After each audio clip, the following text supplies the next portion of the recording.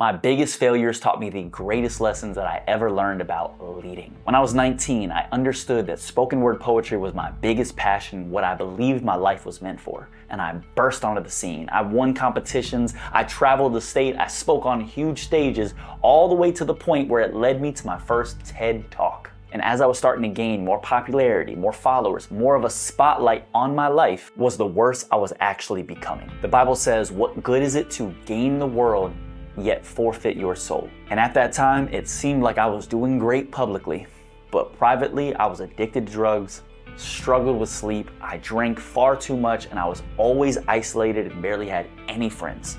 I was depressed. My 20s are some of the most challenging times of my life, but they taught me the greatest lessons I've ever learned. And it's that character, integrity, a life that you're proud of, doesn't happen with the spotlight, it happens in the shadows.